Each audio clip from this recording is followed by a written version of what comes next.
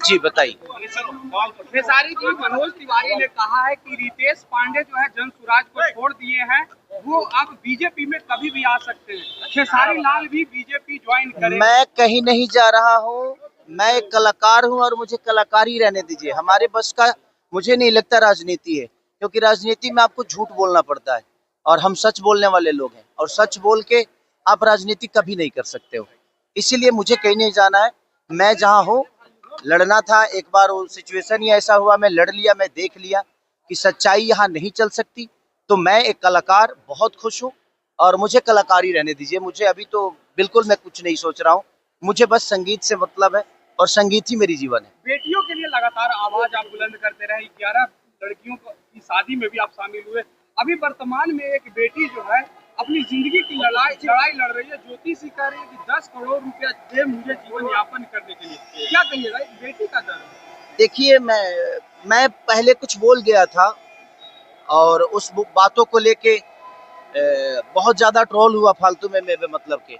अभी उनका पारिवारिक मामला है और मैं कुछ भी बोलूंगा, एक बेटी मुझे बेटी है तो उस दर्द के हिसाब से मैं कुछ बोल जाता था, लेकिन मुझे नहीं लगता कि मुझे बोलना चाहिए, क्योंकि बोलने के बाद फालतू के सवाल मेरे ऊपर खड़े हो जाते हैं कि मैं पारिवारिक मुद्दों में उलझता हूँ। अब ये तो सरकार का विषय है, कोर्ट का विषय है, और ये जिनका विषय है ये उनको ही निपटाना चाहिए। अब वो कितना देंगे, वो कितना लेंगी, कोर्ट कितना तय करेगा, ये तो उनका अपना विषय है। मुझे नहीं लगता कि मुझे उस विषय पे बोलना चाहिए, क्योंकि मैं एक नागरिक होने के नाते कई बार बोल चुका हूँ और उस बोलने का नतीजा भी पा चुका हूँ कि मुझे अभद्र टिप्पणियां कही जाती है, बहुत सारी चीजें मुझे ट्रोल किए जाते हैं।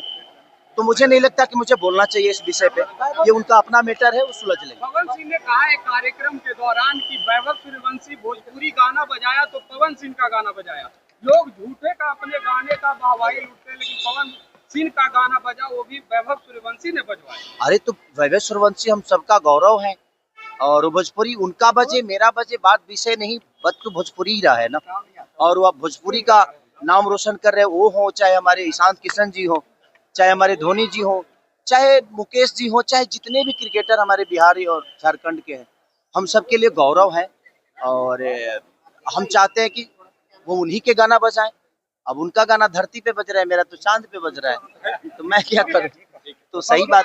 क्या बंगाल में आप जाएंगे चुनाव प्रचार करने के लिए, जो बंगाल में चुनाव होने जा रहा है? अब देखिए, कोई बुलाएगा तो क्यों नहीं जाऊंगा। जिनसे अपना देखिए मेरा व्यक्तिगत जिससे संबंध होता है उसके लिए मैं हमेशा से जाता हूँ, चाहे वो बीजेपी में हो या वो आरजेडी में हो या किसी भी पार्टी में। पवन सिंह, आप जिस शादी विवाह समारोह में आप गए थे उसमें पवन सिंह नहीं पहुंचे।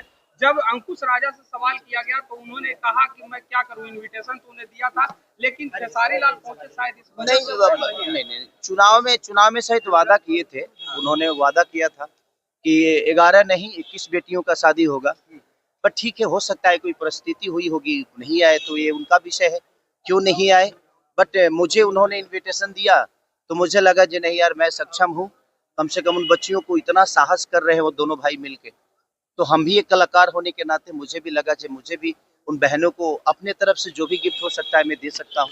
तो मैंने प्रयास किया और मैंने कोशिश की, और ऐसे बेहतर काम के लिए हमेशा से हर आदमी को कोशिश करना चाहिए। तेज प्रताप यादव ने आपके लेकर के कहा कि हमेशा सितारा सितारा ही नहीं रहेगा, आए और कहीं गए। ठीक है, देखिए सच वो सही बोल रहे हैं, हर आदमी स्टार हमेशा नहीं रहता है। हर आदमी चाहे जो मैं आजीवन स्टार रहूं तो संभव है नहीं, उनका भी कहना सही है कि हमेशा खेसारी स्टार नहीं रहेंगे। आज है इनके जगह पे कोई पहले था, उसके बाद कोई आया, फिर मैं आया, मेरे बाद भी दुनिया है, ऐसा नहीं कि मेरे पे दुनिया आके खत्म होती है।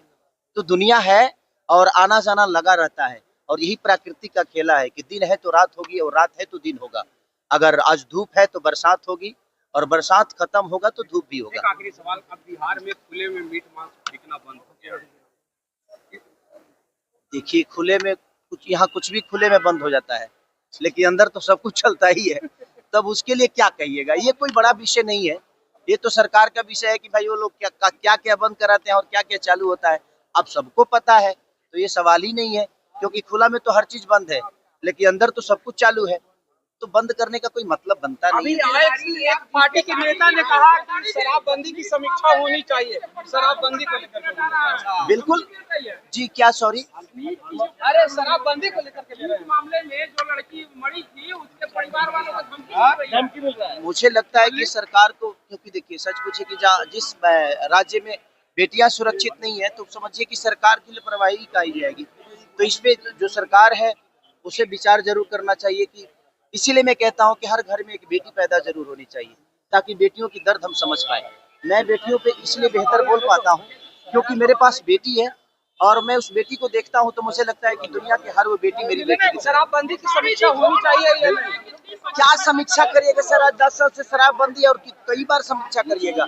जो सरकार ने बंद किया है सरकार उसी की है, तो सरकार अपनी समीक्षा कराएगी। आपको लगता है कि सरकार अपनी समीक्षा कराएगी? क्योंकि बंद भी उन्होंने किया है और लापरवाही भी उन्हीं की है। Thank you.